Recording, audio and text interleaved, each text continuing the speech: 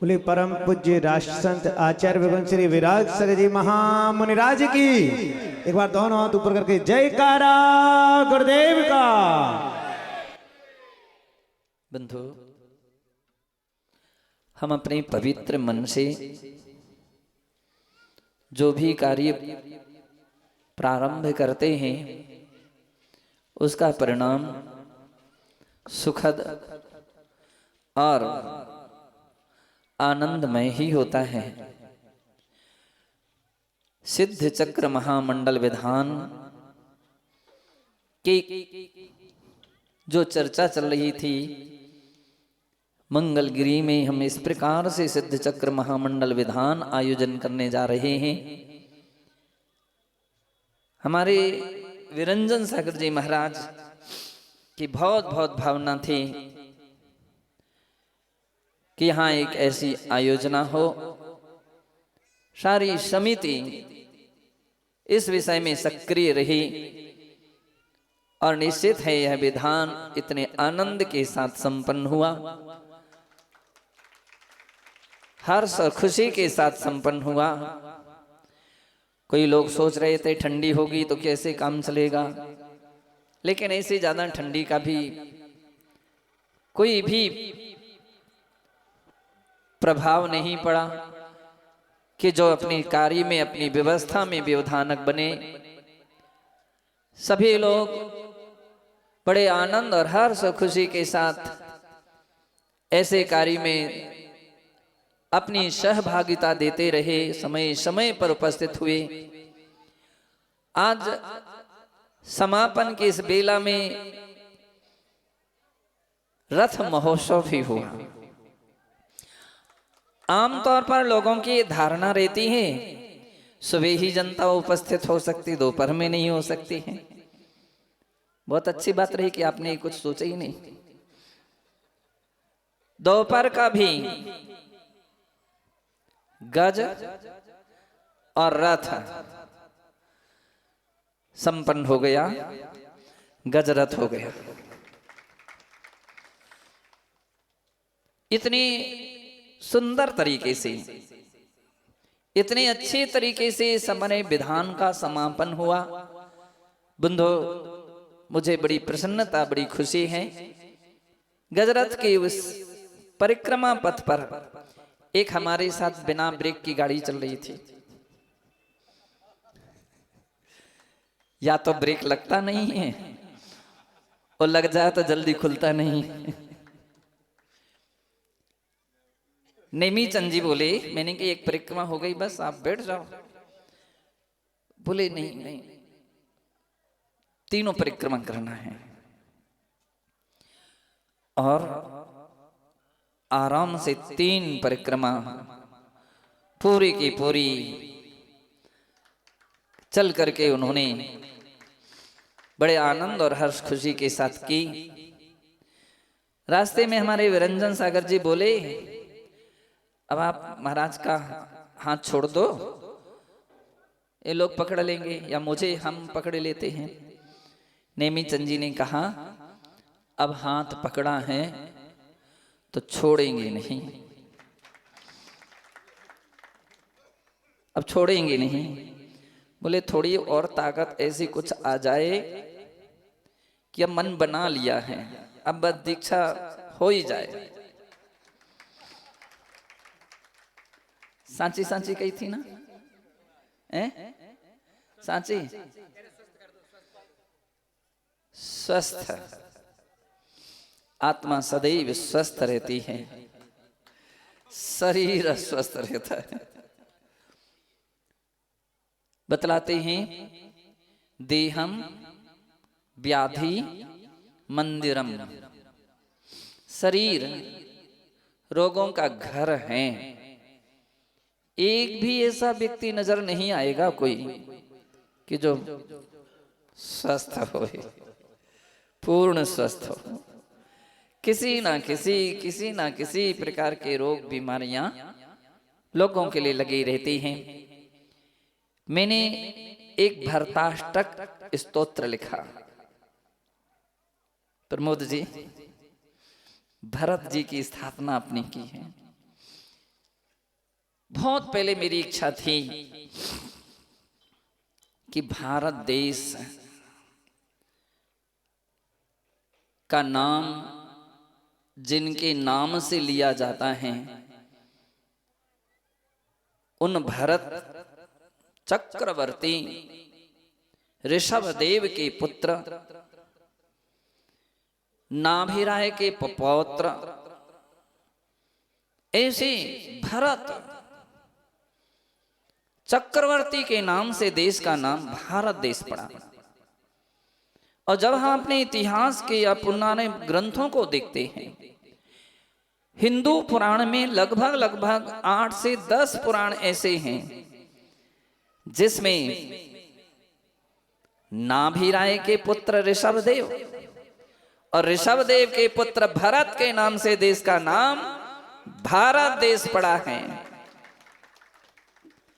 कतिपय लोगों ने कहा शाकुंतला के पुत्र भरत के नाम से देश का नाम भारत देश पड़ा।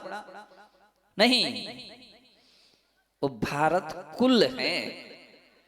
जब हम लोगों ने ग्रंथ देखे उनको खोल करके, तो भारत कुलम ऐसा शब्द का प्रयोग किया गया, कुल है।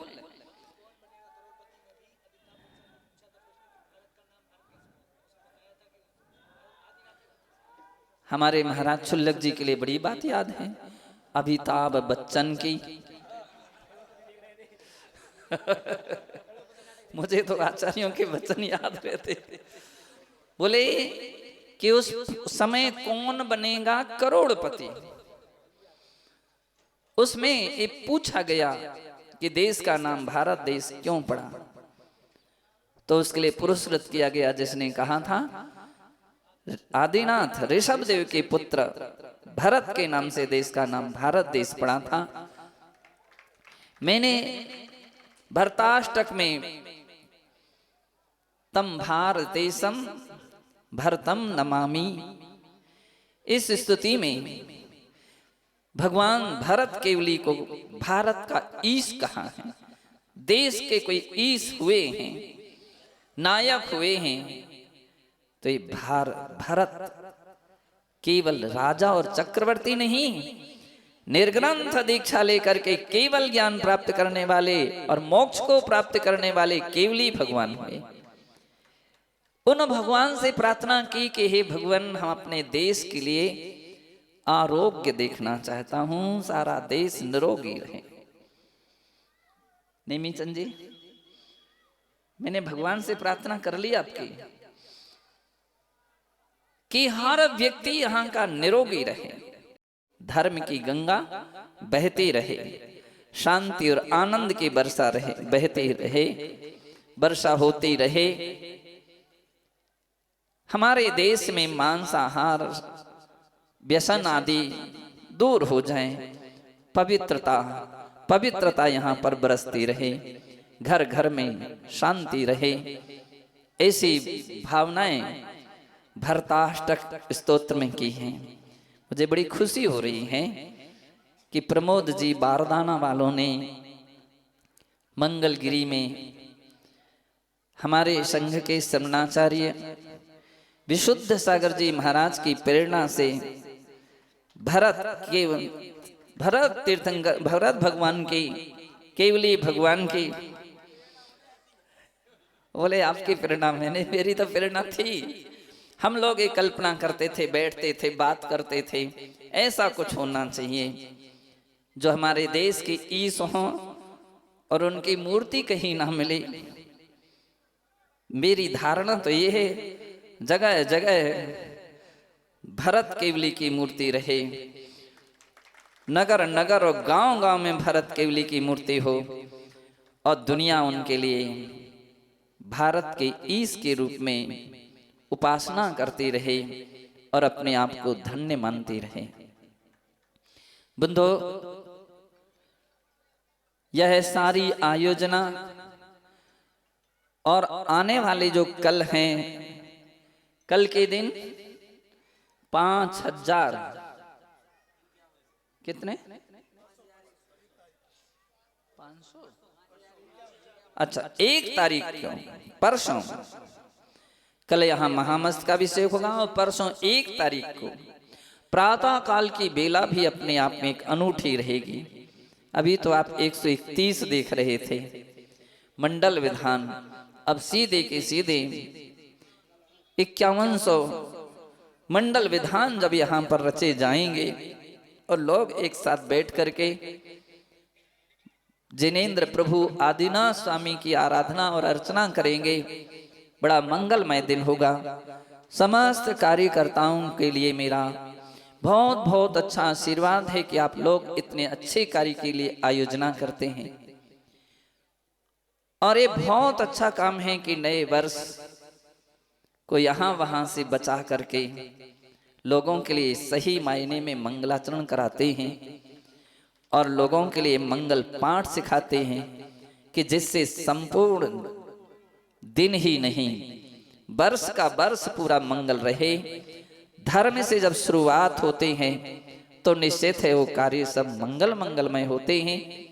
आज हमारे श्रेणिक मलैया जी यहाँ पर आए थे, मुझे बड़ी प्रसन्नता है। श्रेणिक मलैया जी एक ऐसी हस्ती हैं जिन्होंने अपने सिद्ध क्षेत्र द्रोणगिरि जी की रक्षा और विकास में पूरा जीवन लगाया है। द्रोणगिरि जी के क्षेत्र की रक्षा के लिए, उसके विकास के लिए जब हम लोगों का चातुर्मास हुआ था तब काफी चर्चा श्रेणिक जी की आती थी और उस समय श्रेणिक जी आए भी थे। बंधु इतनी उम्र में भी वो ऐसी पवित्र भावना रखते हैं। हमारा आचार्य पद भी हुआ था द्रोणगिरि जी में 1992 का, उस समय भी उपस्थित हुए थे। बंधु जब कोई भी व्यक्ति ऐसे का अच्छे काम करता है, मैं तो यही समझता हूं हर व्यक्ति को चाहिए कि करो तो कुछ ऐसा अच्छा काम करो कि जिससे अपना भी कल्याण हो और दुनिया भी उससे बहुत बड़े सबक सीख सके, तो निश्चित है अपना जीवन सार्थक और सफल हो सकता है। अंत में जाकर के निरंजन सागर जी के लिए खूब मेरा आशीर्वाद है कि वे खूब धर्म की वृद्धि करते रहें। और विहित सागर जी महाराज की दीक्षा स्थली है, फलीभूत रही। हमारे विहित सागर जी इतने खुश हो रहे हैं, बोले मेरी दीक्षा स्थली है, मेरी दीक्षा यहाँ पर हुई थी। बंधु सब लोगों के लिए आशीर्वाद है, खूब धर्म वृद्धि करते हुए जीवन को सफल बनाएं। जय बोलिए महावीर भगवान की। सभी लोग